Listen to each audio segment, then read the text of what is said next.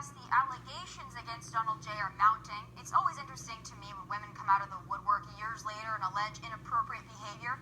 And what amazes me even more is these girls' words are taken as gospel, but Bill's accusers are dismissed as tramps by the likes of, well, Joy Blowhard. I mean, Behar. The big issue, I would like to apologize to those tramps that have slept with my husband. Maybe she could have said that.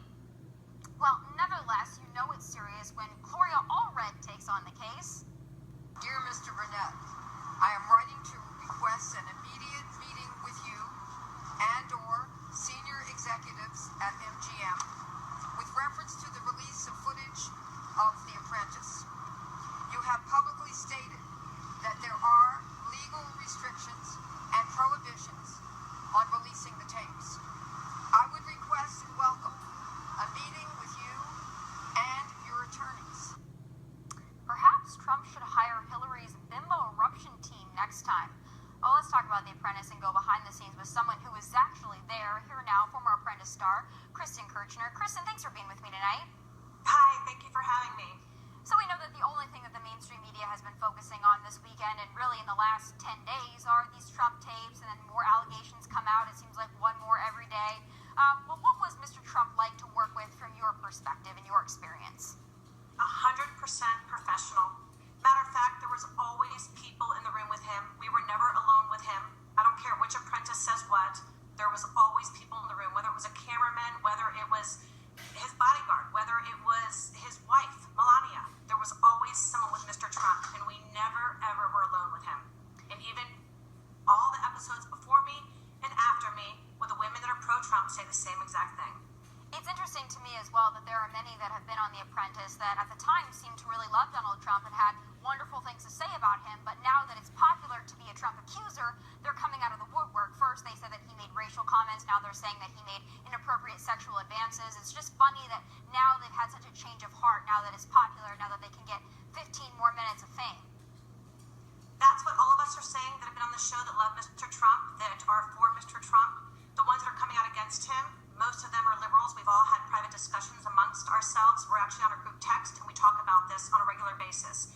And we believe that these women are people that have just kind of fallen by the wayside. No one cares about them. No one knows about them. And they're trying to get their extra 15 minutes. And most of them are liberals. Well, that's true with a lot of his accusers as well. We find out once we dig into their backgrounds a little bit more, like Kathy Heller, which I mentioned in the first segment. She is a Clinton supporter, and she's also donated to the Clinton campaign. So I don't know how much stake we can put into her allegations, but that remains to be seen. Though we know that once you put this stuff out here, it doesn't matter if it's true or not. It doesn't matter if these allegations can be proven, because once these women come forth and put it out there, it seems as though the damage has already been done. So what do you think, just from your perspective in mind, two Trump supporters sitting here, what can we do to combat the narrative? Do not allow the press to manipulate the most important things at hand, and that is Hillary Clinton is a crook. She is responsible for lives, many American lives. People have died on the hands of Hillary Clinton, and we need to actually focus on what she has done and not listen to the media trying to destroy Donald Trump. Hillary Clinton has, she, as you know, she's Benghazi, and you spoke about it earlier. It's awful what she's doing, but you know, the whole wag the dog that the Clintons are great about, they take what is being focused on them, and they know exactly how to segue over here. And we are falling for it. The American people are falling for it. Stop focusing on Donald Trump's accusers, which are false, and let's focus on the facts of Hillary Clinton, which is just horrible episode after horrible episode. This woman is anti-American, and she's just awful.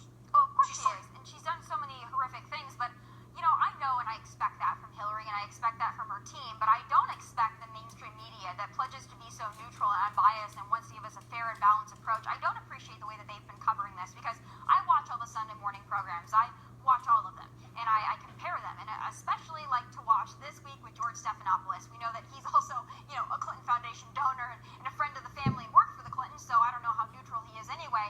But yesterday I watched, and of course Martha Raddatz, we saw her excellent performance on behalf of Hillary at the last debate, but I watched Martha Raddatz anchor the episode yesterday, and they spent a whole lot of time talking about the Trump tapes and talking about the allegations and the things that Trump has said about women, and they spent about maybe a minute and a half asking about WikiLeaks, and then we let Tim Kaine explain it away, and then all of a sudden we just move on, and it's as if nothing ever happened. The sad part is that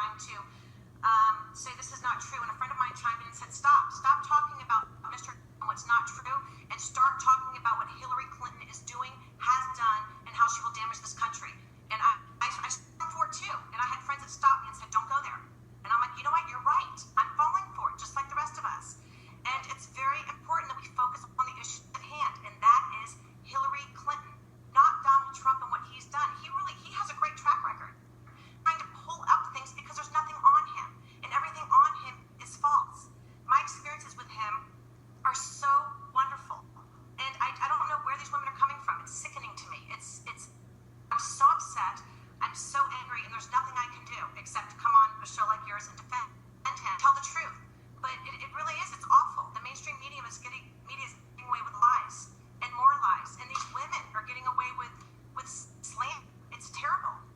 I agree, and you're right. We do need to focus on what Hillary has done as well. But you know what? The thing that particularly rubs me the wrong way is when members of my own party, we saw Paul Ryan, and I think there were 16 plus senators and representatives that have pulled their endorsement from Donald Trump after those tapes came out. And that's what really disgusts me. These people that sit on their pedestal, they're holier than thou because of what Trump said on a bus with Billy Bush on the way to Days of Our Lives. Now all of a sudden they are so appalled. Someone talked to you about that. There are a lot of women. We saw Michelle Obama. She said it, it's shaken her to her very core. We know that her husband and herself have invited former drug dealers, the Jay-Z Beyonce duo, to the White House and applauded them as role models. But now all of a sudden she is shaken to her very core by Donald Trump. What do you think about two things, the Never Trumpers and then also the women out there that are treating this like the scandal of the century? Oh, the hypocrisy, the beautiful hypocrisy of the Democratic Party. I mean, these women aren't. Hillary Clinton, first of all, is not pro-women at all. She's not pro-black. She's not pro-women. The Democratic women and Michelle Obama's not pro-women. It's all a ploy to get votes. From what I've heard on the inside, and this is my opinion, that Hillary Clinton is extremely racist, extremely. And that's just what I'm going to say. But what do I think? I think it's women lying, acting like they're supporting women's rights. They're supporting money in their pocket. Hillary Clinton could care less about the dog next door. All she cares about is herself. Michelle Obama, same way. These are self-righteous women that have no care in the world for the American people. Black, white, Hispanic, Asian, Muslim, they don't care. They have fooled everyone into thinking that they actually care, but they don't. And being so close to Washington, D.C., I've heard many, many insiders that have worked closely with the Clintons and the Obamas tell me horrific things about them. And they get out from the people and they just talk these beautiful, beautiful lines. And it's all fake. It's all lies. And they rehearse the same lines, when they go low, we go high, and Michelle Obama stands out there and she made a speech, and then there are so many Republicans that are applauding her speech, think that she's really the second coming of Christ, and it's honestly very sickening. It takes me back to the 2012 election when Chris Christie, of all people, hugged Obama and they had their photo op after Sandy. It feels much like the same thing is going on. So I'm hoping that those Republicans out there will let our representatives and our senators know who we chose to be our candidate, and that's not any of them. It's Donald J. Trump. But thank you for being here. Thank you for telling the truth, speaking the truth, and being so brave in what you do. And you're welcome back on my show anytime. Okay, well, thank you so much for having me. Thanks, Kristen. Next, we're